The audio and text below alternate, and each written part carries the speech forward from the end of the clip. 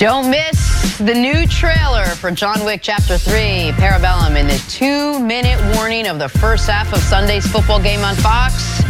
Nobody more excited about this than this morning in the meeting when we said we were going to talk about this than Nick. I hope they keep making John Wick movies until, for the rest of my life, every 2 years make a new one, Keanu. Now, listen, that means you're going to have to survive this one again, Mr. Wick. Part 1, I was a little nervous near the end. Part 2, it looked like you were drawing dead. But this is a great series. I love it. I didn't even know this was happening right now. Great. That'll be fun. This is exciting. This is an all-time action series. I think it's a comic book. I don't know about the history of it. I just know Keanu Reeves seems unkillable, and it is exciting. Jenna, you and I can go together. We will go together, and I know that Mr. Keanu Reeves, taking a page out of my book, did all his own stunts for this movie. So let's just move on. What book is that? It doesn't matter.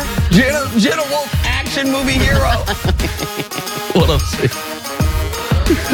We'll get to Drew Brees in a second, but first, it's Friday. A couple of plays from last night. Nuggets Bulls. Paul Millsap destroys the rim with the vicious putback throwdown.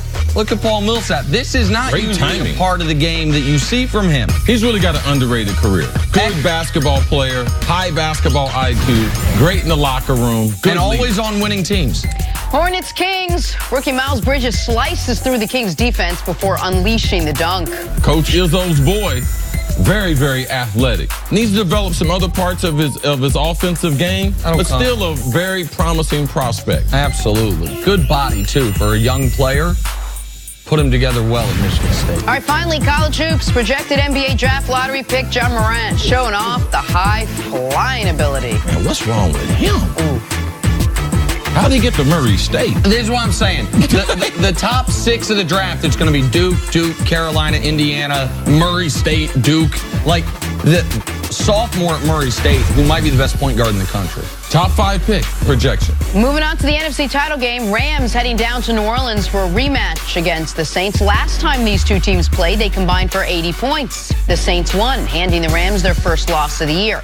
These teams know each other, they compete hard against each other, and according to Drew Brees, they also respect each other. They're a phenomenal team, and they had a great season. Obviously we played them, mid-season, and it was a hard-fought game on both sides of the ball. But I think we had a feeling then that obviously we aspired to be in this situation, and I think we all had a feeling that they were going to be the team that we might face again, and so here we are. All right, Nick, what are you expecting from this game? I don't know if it's going to be 45-35 with 80 combined points, but I do think it will be a high-scoring game, both teams into the 30s, and I think it's going to come down to this question. Can the Rams get the Saints off the field?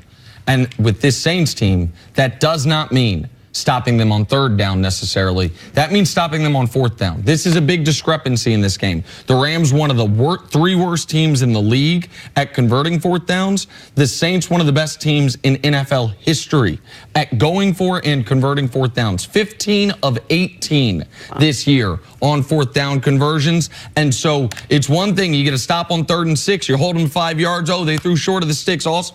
That don't really mean much when you're playing the New Orleans Saints.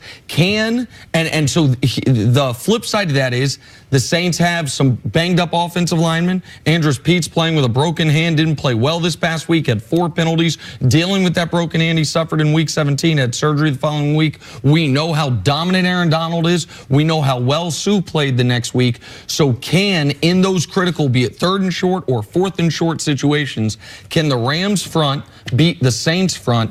I think in a game this close, this tightly contested, it comes down to something that potentially that specific, that much in the minutia. If I'm going to get specific, I'm going to go to a group that I believe is probably the least talked about group that we've seen out of all 4 of these teams we talk about. And Coach Mangini always talks about with inside an NFL organization, you want continuity. You want continuity in the front office, you want continuity in the coaching staff, and you love continuity in the locker room or within your units. There is no continuity like the LA Rams offensive line. There was a number of teams and quarterbacks that tried to revamp their offensive line over the last couple years in the league, and they've had tremendous success. Seattle, they did it for Russell Wilson, totally changed, led the NFL in rushing this year. Andrew Luck's career was resurrected, him getting back healthy. They changed their mindset, who they were going to put on that offensive line. It's really, really helped them. We're very, very fortunate because there's a lot of signs from this, high scoring and all that, but the 4 teams we're watching, they all got good offensive lines. It would be hard to argue that the LA Rams don't have the best. 2017 offensive line played all 16 games. This past regular season, offensive line intact, played the whole season together. Can they have that type of run productivity and dominance that they had over the Dallas Cowboys? Because no one would think that the Rams are going to be able to run for 200 yards. So we give all the backs the credit. All we talked about, man, C.J. Anderson, that little butterball. And then we talked about Todd Gurley, how outstanding he is. But we didn't mention this offensive line. I believe this offensive line will play a mark in this game, especially their left tackle. Unique story in Whitworth. They brought him over from Cincinnati. We had video of him win this first playoff game last week in the Coliseum. After 7 losing attempts in Cincinnati, he wins his first game. He's going back to Louisiana, which is home. He played his high school football there. He played 4 state championships in that building, won 3 state championships, then went on to a great career at LSU where he won a national championship in that building. So that offensive line and their left tackle, he's probably going to get some home cooking there for those big guys. So I believe that offensive line and their ability to be able to knock that defensive line back, and because you mentioned Sheldon Rankin, they're down. So can they wear them out over the course of that game? I think that Sean McVay, that's a huge part of the game plan when they go to New Orleans, Nick. And that's why Jared Goff, he can't be caretaker in this game now. Jared Goff, since the last time they went into a game saying, you know what, if we're going to win, Goff's going to have to play great.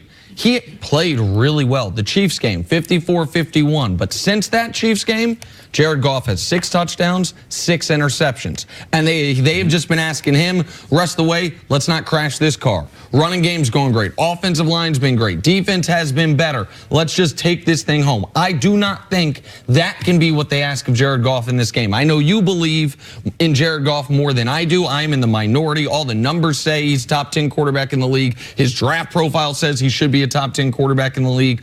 I want to see Goff in this game because I believe in their offensive line. We know that Gurley's going to be the #1 part of the Saints' defensive game plan, and we know McVay can scheme guys open. Can Jared Goff, he doesn't have to match Drew Brees, but can he get some 10-9 rounds instead of 10-8 rounds against one of the greatest quarterbacks ever? That, to me, if he can, the Rams have as much talent as anybody in the league. If he can do that, the Rams can go into the Superdome and win this football game. What about the coaching, C? 2 Seans, but very different points of their career. One has seen it and done it. One is sort of taking all the information in it and trying to sort of innovate the role of head coach.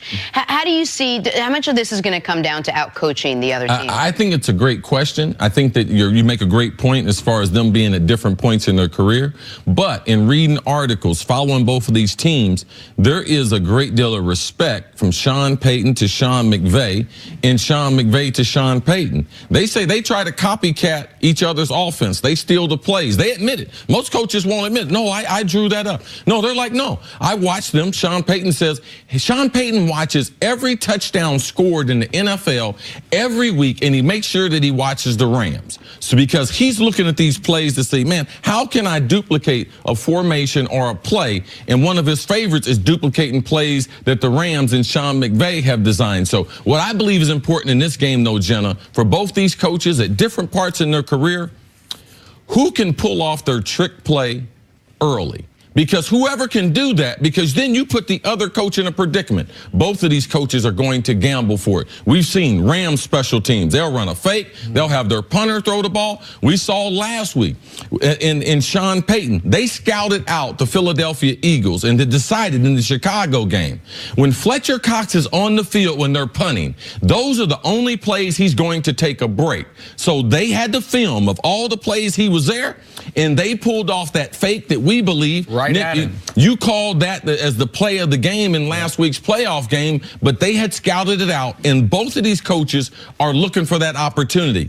Who can pull off their trick play early, it puts a lot of pressure on that other guy. Do I call it just because he did to try to show up at that, or from a strategy standpoint, because I believe both of them have several trick plays in the game plan? I think the trick play thing's a great point with these two teams specifically, because we've seen Johnny Hekker, the Rams punter, throw the football and throw the ball well. Taysom Hill been on the field all season long. Remember that play 8 weeks ago when they had Taysom Hill, Drew Brees, and Teddy Bridgewater on the field, and we wondered if that was setting something up? Every Super Bowl, when these Super Bowl prop bets come out, one of the popular ones is over under 2.5 people throw a pass, which essentially is, are you going to run a trick play? You're going to have a wide receiver throw a pass. That if that bet's available in this game, I'd take the over. I don't know. I think you might have 4 different people throw a pass in this game, whether it's Todd Gurley, it looks like it's a sweep. We know he can throw the football, throwing it like Edelman does for the Pats sometimes, whether it's Taysom Hill, which we know he can throw the ball, or Rams punter Johnny Hekker. I don't know what Sean McVay's going to do under the pressure,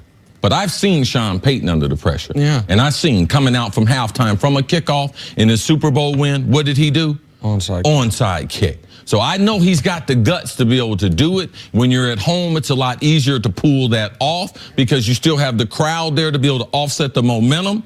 Will Sean McVay be able to have that same type of impact as Sean Payton? All right, free gambling advice. Take the over on more than one person throwing the ball. More than 2.5. More than free one gambling person. advice. Don't gamble on Nick Wright's picks.